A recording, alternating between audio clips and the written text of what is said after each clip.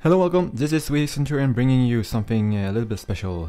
This will be the second campaign on Hearts of Iron 4 for my channel, and the very first Hearts of Iron 4 campaign on a mod.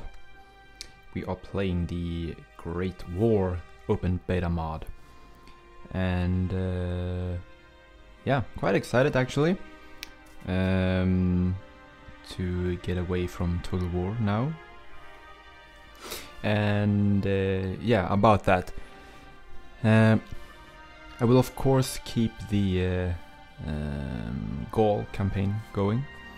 Because I don't think it's that much left of it. But as far as the other current Total War campaign that I have going, the Napoleon Total War campaign, on the Peninsular campaign I should say, playing as British, I am going to cancel that Let's Play just because doesn't seem to be a lot of people interested in it, and to be honest, it hasn't really caught my enthusiasm as much as I would have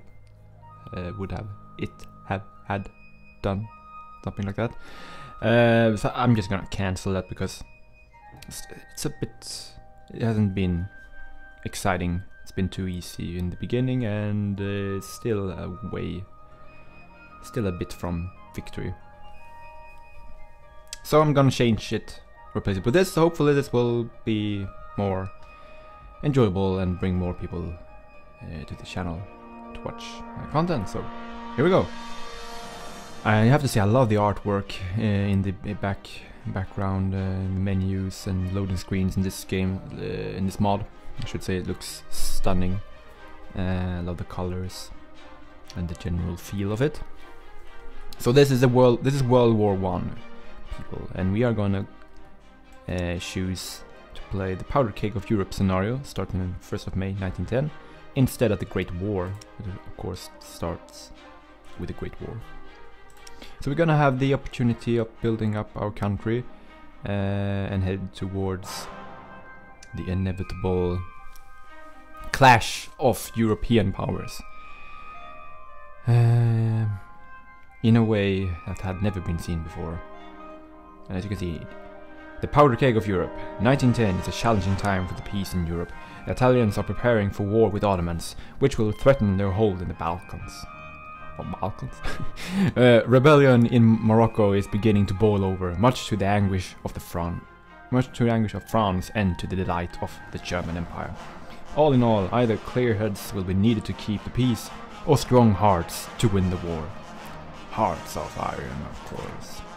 And we will of course,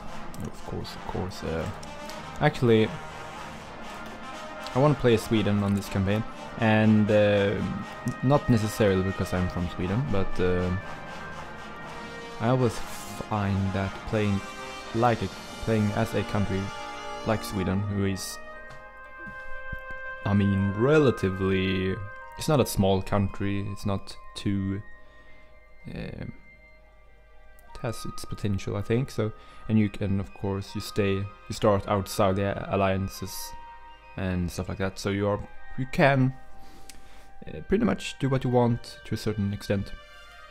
Of course, you're not a great power as such, but still some opportunity, I think. But I should also mention I have not tested this mod. I haven't played anything of it, so I haven't seen anything beyond this screen. I should mention. So, and of course, historically speaking, Sweden at this point was very much not very modernized country. We had at least started on our railroads and stuff like that, but it was very much the let's get started. I can talk more if you have the patience to listen to the ramblings of a student of history. But during this time, Sweden had a lot of loans and debts, if I'm not remembering wrong, and because a lot of money went into basically developing the country and modernizing, doing the things that the UK and Germany and other countries had done previously, which is industrialize, modernize, urbanize also, and construct vast railroad networks. So Sweden kind of rush that and loaned a lot of money, but during the First World War a significant portion of debts were actually paid during the benefit of being able to trade with a lot of people during the war as a non-combatant. So yeah, there's that side to the war. But my point is, we shouldn't start out very super highly developed in any way. Let's see here. Manpower, 7,500 almost. Yeah, that's not... No. Wow, okay. That feeling of overwhelmness. Let's see here, we got 1, 2, 3, 4, 5, 6, 7 divisions. 28,000 men in the field. That is not going to do it in terms of reinforcing, but we will keep it for now. We'll need to get that number up soon. See, factories, military factories 2, naval dockyards 3 in total, civilian factories. Unity is good. Political power is the same, I guess. Looks pretty much the same as the base game. So let's go ahead and look at these options here. Okay, so research is obviously been changed, and I think it's a lot more. Looks like there's more things to do now. So we are in the year 1910. We are like lacking 10 years of progress here in the weapons and equipment field. But I think we should do like in the base game and focus on our general industry and engineering first. Production, basic hand tools. We're gonna research the slaw. And medicine, maybe? Let's see here. Engineering, manufacturing, fortification, naval building, trench. Oh yes, it will be very interesting to see how they manage trench warfare in this game. Very much. Oh, research time. Yeah, we should go for that. Let's get some chemicals. And maybe some vest pocket camera. Oh, no, I don't think so. Let's get some new surgical instruments to minimize the use of supplies. Okay, so we are now on our way to modernizing the country, and let's see here. You are producing equipment for you. Okay. Right. We will come back to this. Horse-drawn vehicles. Wow. Horse-drawn. I mean, horses were had a major role in World War II as well. Like the German supply train, or even some, I think, maybe artillery pieces, stuff like that, were drawn by horses. A lot of horses and carts and horses going into Russia. And basically, you still had cavalry divisions to some extent in some armies. Let's see here, 3 dockyards and 3 civilian factories. Okay, so what do we need to build? Unassigned divisions, no manpower, yes. We do have 4 free factories. 3 are designed to consumer goods.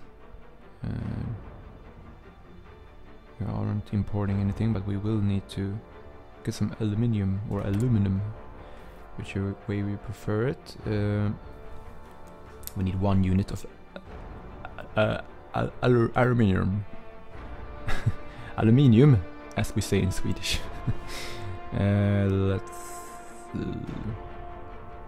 Let's trade with UK. Oh, we should probably filter by... Where are you? Okay, while we're doing that... So we will get that trade. Now let's assign the factories here. See, we're taking one away to trade goods. So we have 3 factions.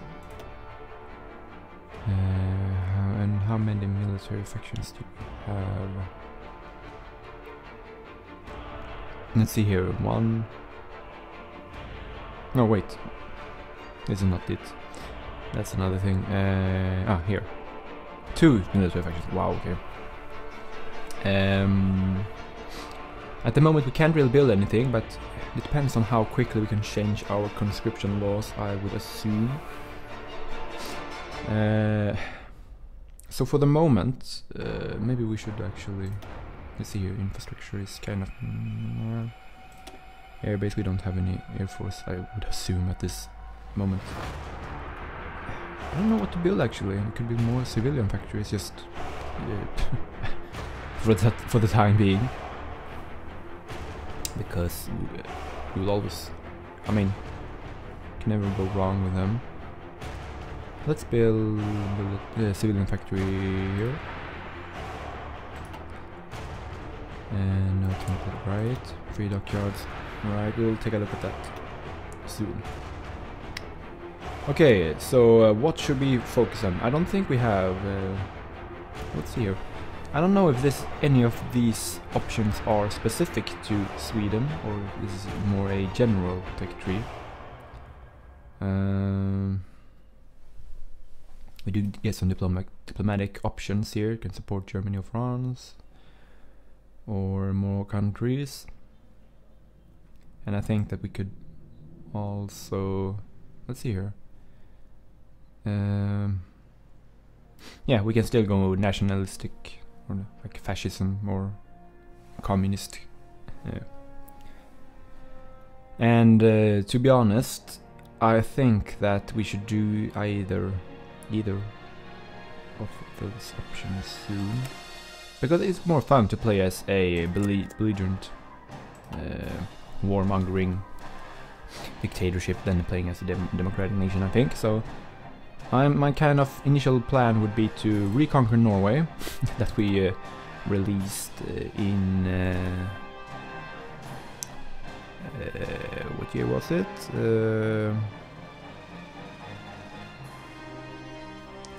Wow, I can't really remember this. Should know this, but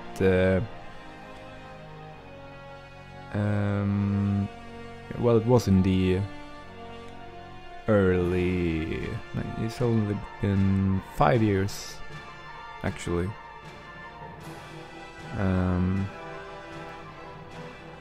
Yeah, so it lasted for almost 100 years. Right. So we're gonna reestablish it, I think, and secure a power base here in the northern part of Europe. Maybe we'll look to taking Denmark as well. You can see here we have a German territory, which is now modern day Denmark, of course, this part. Right, and then of course Russia. I don't really want to get into war with them for the moment. Maybe we could attack them and try and reclaim Finland after the war has started, and if things start to go bad for the Russians. I don't know. But for now we'll settle with Norway and then see what happens, I think. Unless Norway should ally with someone or do something weird. We shall see. Okay. Let's just take a quick look at the political situation. We have our king, Gustav the Fifth. Democratic. Next election is in 1 year. And we have I think it's the Social Democratic Party in charge, I would assume. And the Communist Party. And then the... authoritarian, and that's weird. This party is kind of like the Farmers' Party, literally translated. So they're more like a center party. They're center today, actually, but they're not called that anymore. Let's see here. They're actually called a center party, so that's weird. I wouldn't label them as authoritarian, but maybe they were at the time. I don't know actually. But I think it's no. These guys are actually way worse. They are the Swedish equivalent of the National Socialistic Workers' Party, like the Nazis, basically. But of course, they weren't Nazis at this time because there were no Nazis. So yeah. Anyway, enough history lesson. Let's take a look at what we should create here. No, actually, let's take a look at what we have first. We've got our 7 divisions, right? We got. Wow. Okay, so we have quite a navy to manage. How many ships is this? Or is this just the command group? Not sure actually. No, can't be. Where are you? Okay. Oh, right. Karlskrona in the southeastern part. 29 ships. We have got one cruiser, dreadnoughts, protected cruiser, destroyers, coastal submarine. Right, I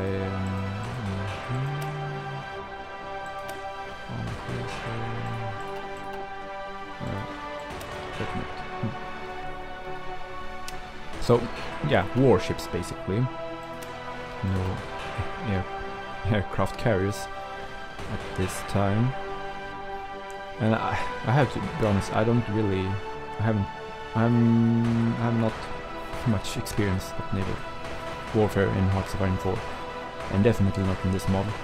So I don't know what to do with this. I don't know if we should split this huge group into smaller groups, or if we should create more naval units. What units to get, I don't know. They do take resources to construct, and some manpower as well, I think. So I'm just gonna leave this blank for now. Focus my resources on the army instead.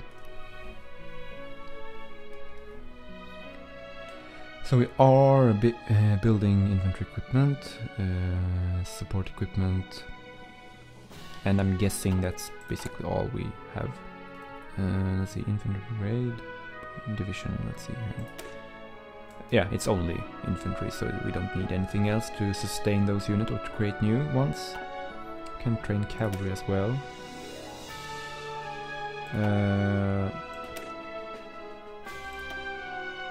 Could we actually... No, we need more experience, right? So small forces now at the beginning. We will not be creating... Let's actually see manpower. How many? 4,000. Okay, so there's there's no use in creating one more division and then only having 3,000 men left. Basically, we need to change the laws of conscription, because right now we only have volunteer only. We will need to go and get some more troops. Right. Okay, let's finally start the time and see what happens. So we have solved our aluminium problem. Oh, hello. Veteran, you are a veteran player of the hard. You want to added new difficulties to the game. Pick one of both options. See how good you are. Tinky Winky. Oh, not today. The pulse of steel. The night we died in hell. Oh. No, definitely not that one. Nah, let's see here, what does this one? Manpower plus 4. Is that 4 or 4,000? Gains national spirit, which grants entrenchment speed, planning speed, supply consumption, division recovery. I'm just gonna go for this neutral one and keep in keeping with my Swedish heritage. Stay neutral. Not going to get any bonuses or buffs or negative things. Yeah, low manpower, unassigned divisions. Let's actually... Well, I have nothing for you to do at the moment. It will take a long time for us to get ready for the war versus Norway, so let's just take things slow now. Well, not maybe not time itself, but this in terms of decision making. Oh. Okay. I like that they have events like that one in the mod, of course. But yeah, I should mention now, and hopefully anyone will take the opportunity to help me in this little playthrough with this mod, and hopefully if you now here's the thing.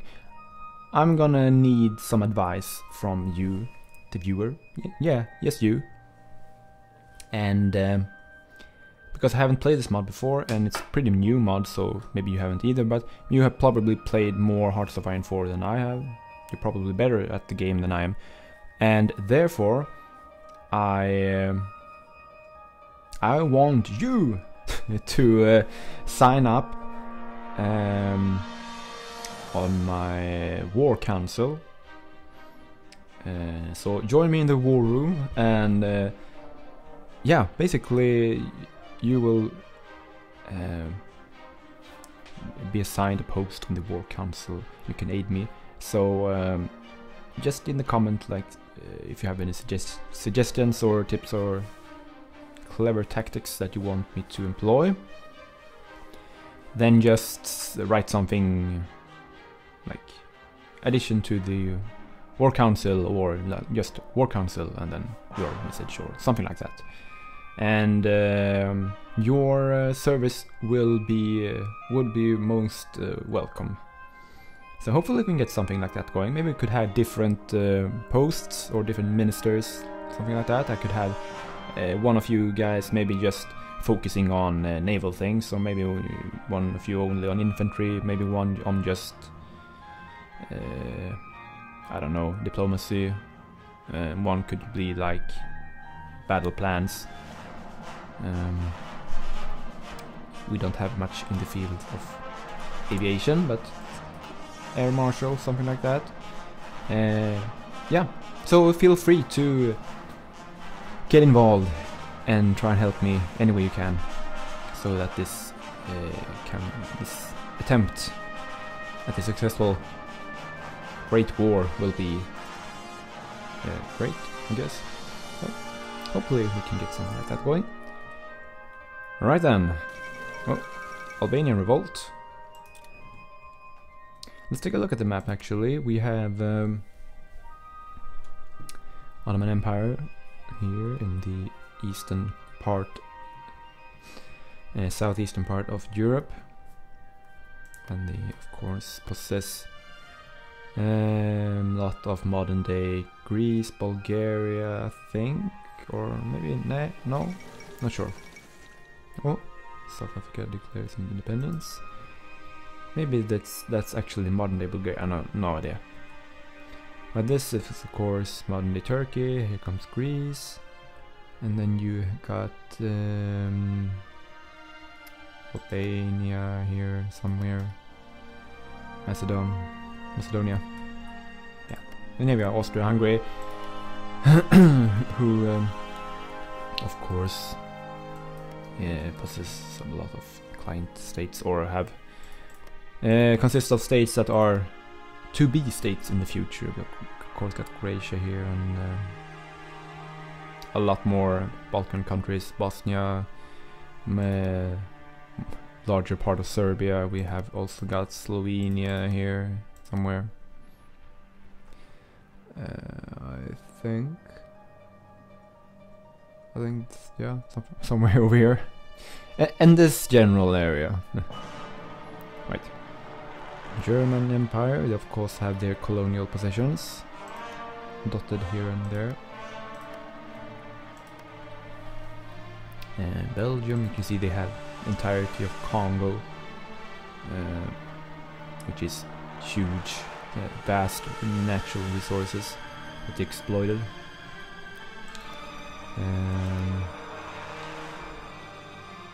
So we have Abyssinia, still independent. Still independent African nation. Got United Kingdom, France. The newly formed South Africa. Portugal also has some stuff here and there. Ottoman Empire, Morocco, Spain, and in South America, not really much different here. Let's see here now. Should we go for collectivist ethos or centralization? Political power. This opens up the authoritarian or democratic. I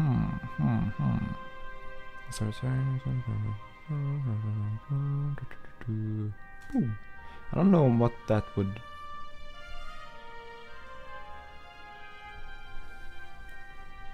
Okay. This seems like this is the extreme right wing. This is extreme left wing. This is kind of right wing, and this is more, I guess, democratic. Very open. Or maybe this is not necessarily right, but authoritarian, a bit more strict, a bit more limited in terms of democratic system, but maybe a bit more rigid in times of war. Okay, so what should we go for here? I am. Let's see here. These two paths I'm more familiar with. Authoritarianism, I'm not sure if that will enable us to go to war effectively once that party has become dominant. Sure.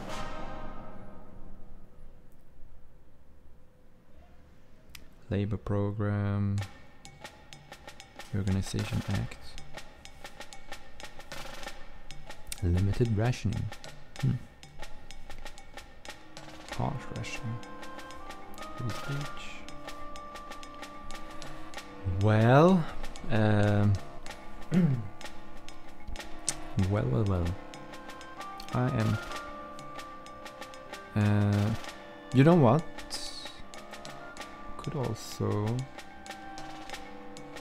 of course, industrial effort is important as well, and maybe just maybe.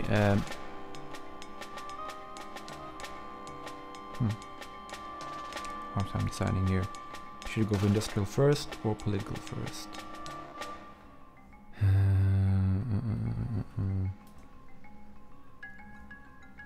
Well, we do actually need the political power to change the conscription law, and 100+ would go a long way in securing that. So maybe this is a wise choice to make. And so I have to decide if we go extremist or more kind of rigid authoritarian or democratic. And you know what, I'm just gonna go and pick the safe option for now, collectivist ethos, and hopefully later on you will be able to voice your opinions in the comments whether we should go extreme right or left, the communist or fascist, basically. So keep that in mind for the future. Okay, so we can now modify our government. What would it cost? Let's see here. We could get limited now, but we need wall tension to increase. More than 10%. Maybe we should just wait then and use the political power to strengthen our party. And of course now we'd really have to know which way we would gonna go. So that's not good. I